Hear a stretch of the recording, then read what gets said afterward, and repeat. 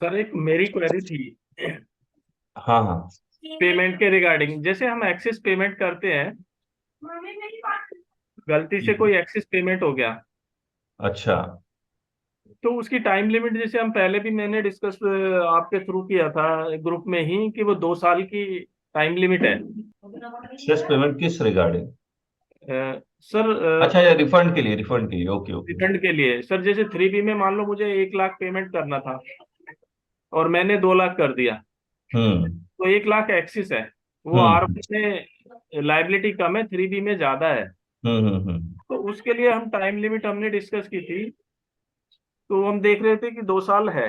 हम्म। मेरी किसी से बात हुई थी, ये है मनमोहन खेमका जी, जीएसटी में ही हम्म काम करते हैं। हम्म। तो उन्होंने कहा कि जो आप एक्सिस पेमेंट कर देते हो उसके लिए कोई टाइम लिमिट नहीं है, आप जब चाहो तब उसका रिफंड अप्लाई करो।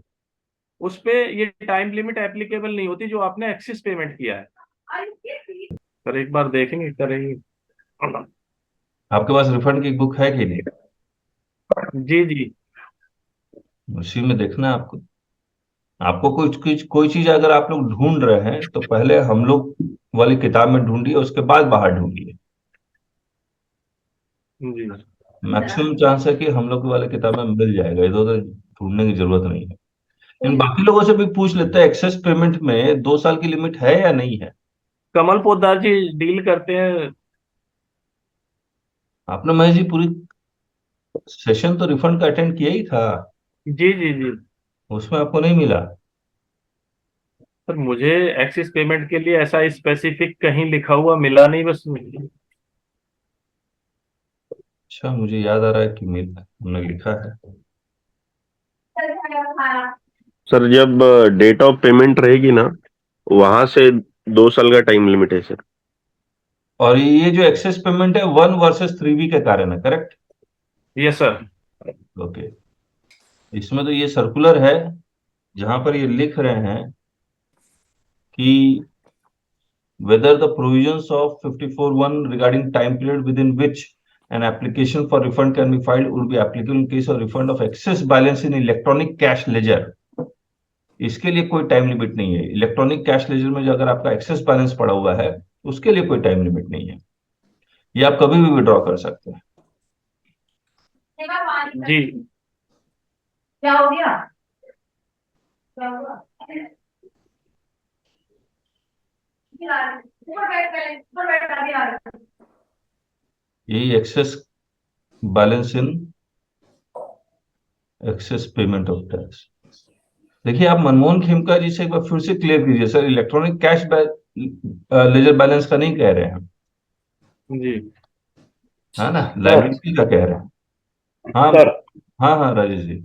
सर टैक्स के अलावा अगर कोई भी पेमेंट किया हो अगर आपने, तो हम्म। उसके लिए कोई लिमिट नहीं है। और टैक्स आप के कभी भी अलावा कौन रिफंड सा क्लेम कर। पेमेंट?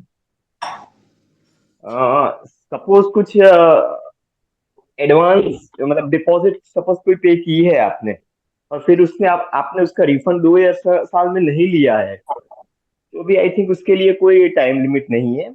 एडवांस और के एक लिए तो केस टाइम लो लिमिट भी है। है। हम्म।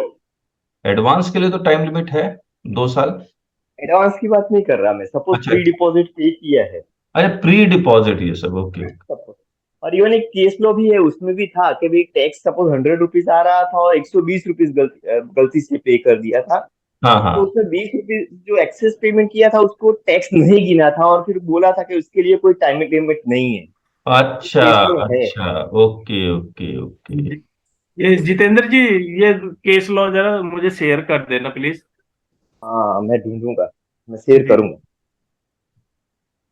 तो ऐसा सर कोई कहीं स्पेसिफिक प्रोविजन 54 वगैरह में तो है नहीं कि कहाँ से, मतलब ये जो ये आ रही है निकल के बाद, ये कहाँ से हम चेक करें? देखिए, ये तो इंटरप्रिटेशन की कहानी है। जी जी।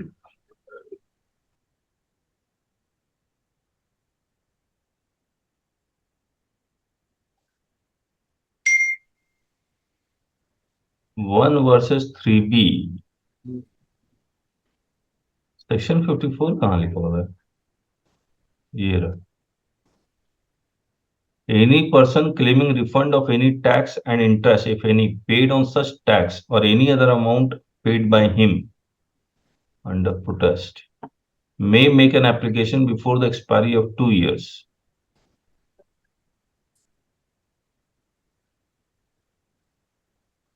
ये देखिए, इसमें साफ साफ लिखा, provided that a registered person claiming refund of any balance in electronic cash ledger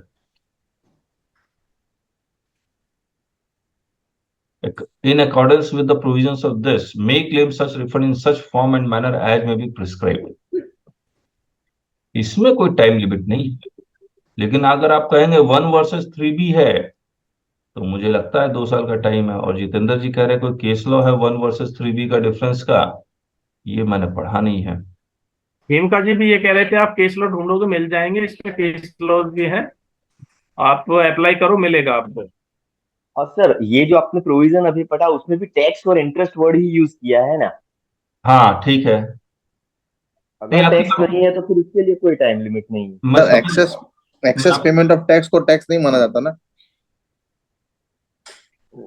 अभी ये इंटरप्रिटेशन का क्वेश्चन है, अब ये इसको टैक्स मानेंगे कि नहीं अब मानेंगे। ये समझिए, 1 में जो आपने डाला 1 वर्सेस 3B और 3B में आपने एक्स्ट्रा पे कर दिया, हाँ, it is not a tax.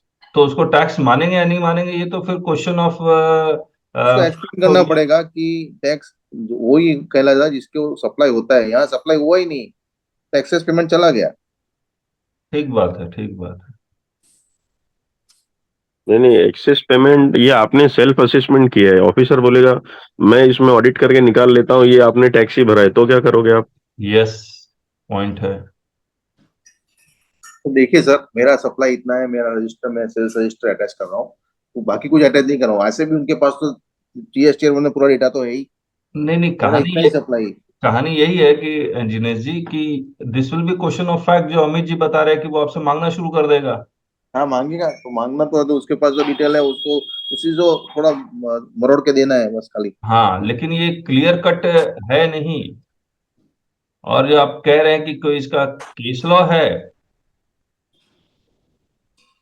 और मैंने मतलब जितना भी केसेस आते हैं सब मैं पढ़ता हूँ, कोई नहीं छोड़ता हूँ, मुझे तो नहीं मिला। सर आप ये वो किताब है ना अपना दूसरा, वो ओपन किया है ना, तो उसमें रूल 96 वाला जो है रूल ना, 89 देख लेते हैं, रूल 89 रुकिए। वो तो आईटीसी का है, नहीं, रूल 89 रिफंड वाला। अनयूटिलाइज आईटीसी का रिफंड, एक्यूमुलेट आईटीसी का। नहीं नहीं, तो सबका है। एक्यूमुलेट आईटीसी का रिफंड है उसमें। नहीं नहीं, रूल 89 में तो सब तरह का रिफंड है, हाँ हाँ रिलेटेड आईटीसी हाँ, थी। Correct correct correct. 89(1), any person except the person claiming refund except the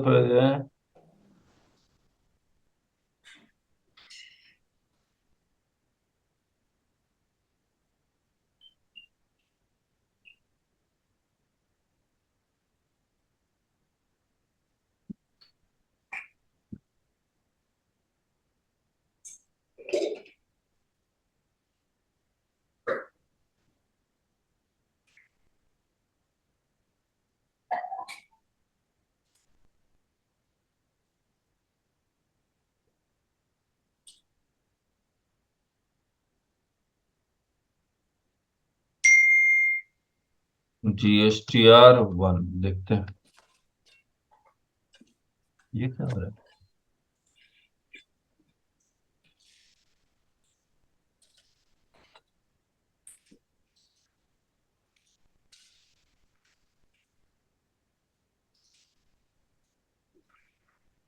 पहले यहाँ एक्सेस लिखते हैं, रुकिए। फुटनोट फाइंड मैच ऐसा क्यों कर रहे हैं।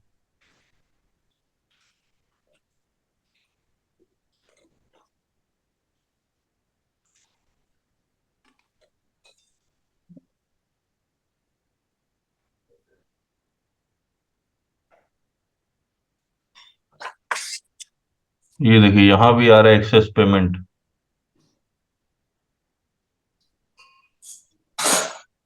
अगर यहाँ आ रहा है तो 2 साल का टाइम लिमिट हर हालत में है।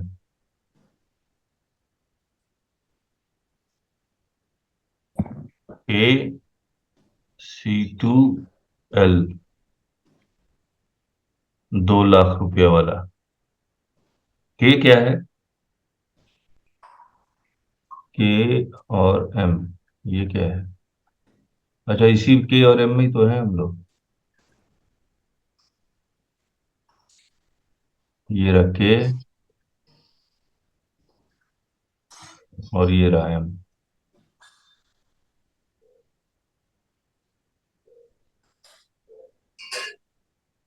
और सेक्शन 54 में देख लेते हैं। एक्सप्लेनेशन।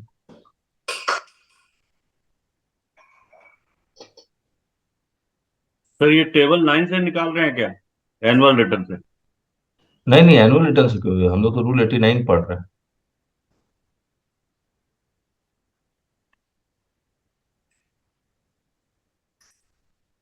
देखिए, goods exported, deemed export, service exported,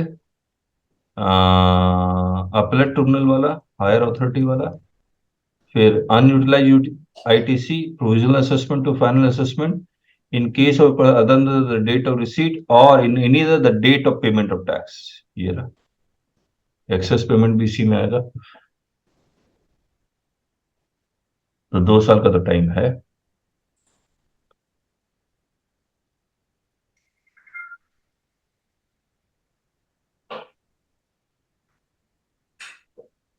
इसमें हम लोग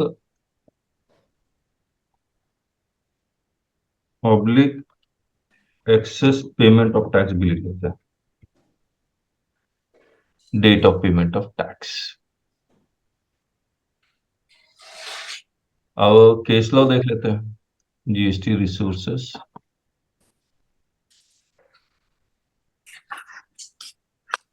जीएसटी जजमेंट, टॉपिक वाइज।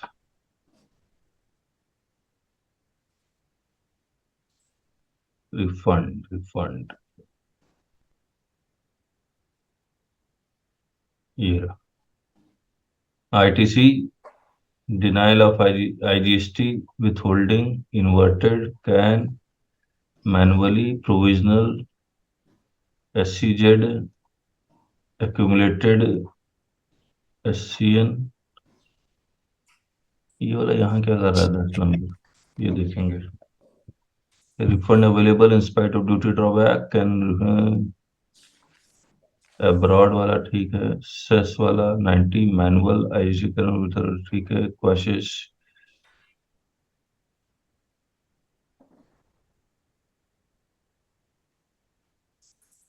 ना मेरे मतलब वेबसाइट में तो नहीं है।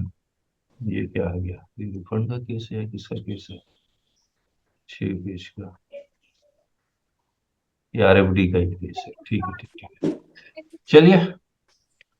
तो आप लोग केस लॉ अगर मिलता है 1 वर्सेस 3B में, अगर कोई टाइम लिमिट अप्लाई नहीं है तो एक बार देखिएगा, और महेश जी मनमोहन खेमका जी से एक बार फिर पूछिए कि इलेक्ट्रॉनिक कैश लेजर बैलेंस का केस नहीं है, 1 वर्सेस 3B का केस है।